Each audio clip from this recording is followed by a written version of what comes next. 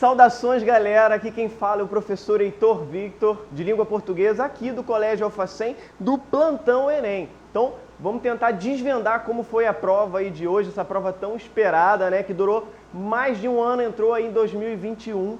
Então, vamos lá. Primeira coisa, galera, a gente diferenciar que a prova do Enem não é uma prova de língua portuguesa, é uma prova de linguagens. Portanto, não espere aqui questões gramaticais, questões de técnica de escrita ou de ortografia, isso tudo a gente pode até ver na redação, mas não aqui. Estamos falando de linguagem, matriz de competências e habilidades que está aí desde 2009. E pouca coisa mudou desde então, galera. A gente pode encontrar nessa prova a predominância do que a gente chama de competência 6 e competência 7, além da competência 1. Eu vou explicar o que isso significa. Estamos falando que predominam os sistemas de comunicação e informação, e aí é você ter noção de linguagem publicitária, linguagem jornalística, linguagem jurídica, linguagem acadêmica, formando os grandes domínios da linguagem. Isso sempre cai de maneira hegemônica. Outra competência que cai muito e, repetindo nessa prova, também voltou a ter uma grande incidência com em torno de 6 questões, são os mecanismos de construção textual, com uma particularidade. A gente não teve questão que tratasse especificamente de intertextualidade, que é uma característica sempre vi, dessa vez não veio. A gente encontrou muita análise de linguagem não verbal, a gente encontrou um pouquinho de inferência textual, que é o que normalmente as pessoas chamam de interpretação, né? Mas que tem um nome técnico, é a inferência textual, estava presente nessa prova. Só que essa prova tem também as suas diferenças, algumas novidades apareceram. A grande novidade, eu diria, é a falta de textos clássicos da literatura. Na verdade, a literatura ficou bem esquecidinha nessa prova. Em torno de 4 questões, efetivamente, da competência de literatura. Quando você encontrou, por exemplo, um texto do Manuel Bandeira ou do Olavo Bilac, não era sob uma perspectiva literária. Então, por isso eu estou dizendo que há uma ausência dos clássicos. Então, a galera que passou estudando barroco, arcadismo, romantismo, realismo, naturalismo, esquece, não caiu. O Enem deixou um pouquinho de lado. A literatura que caiu, literatura moderna e literatura contemporânea, inclusive trazendo autores que não pertencem ao cânone, mas que estão sempre caindo. Então fica a dica aí para umas próximas provas, autores como Dalton Trevisan, como Afonso Santana. Estão presentes nessa em provas anteriores também, mas poucas questões de literatura.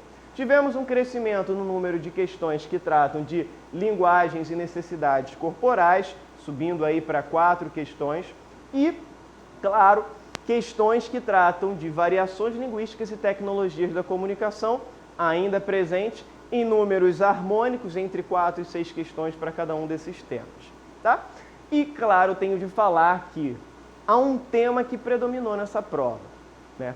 O tema do respeito às mulheres. Não é frequente na prova de linguagens termos um tema transversal, normalmente se espalha bem, mas dessa vez a gente teve 4 questões que focaram nesse tema específico de respeito ao direito e à posição das mulheres, em diversos cenários, desde o futebol, com uma questão aí que trata da Marta e do Neymar, até com a publicidade dedicada à conscientização da sociedade sobre essa temática.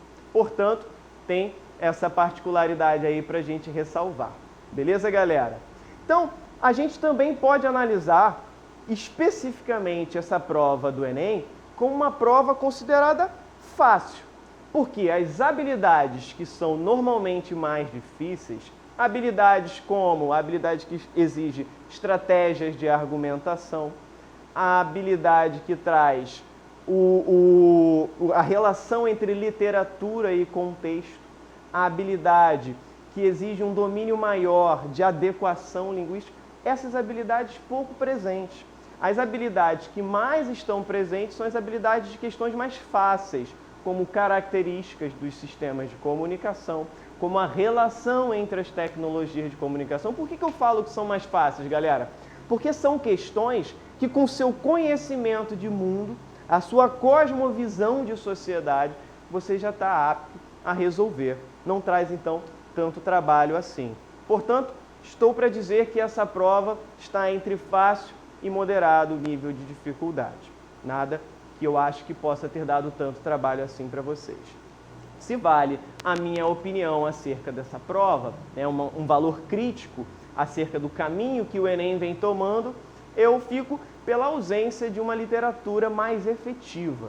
Acho que o Brasil é um país que tem pouca leitura e o Enem abordar mais literatura, exigir mais linguagem literária, certamente concorreria para que a gente tivesse um crescimento da atenção dada ao texto literário, o que não vem acontecendo. 4 questões apenas de literatura efetiva é muito pouco para o Enem, mas isso faz com que aquelas questões que exigem conhecimentos mais específicos de movimentos literários, da relação dele com a situação histórica, isso realmente não vem caindo, o que faz com que o nível de dificuldade caia um pouco. Valeu, galera!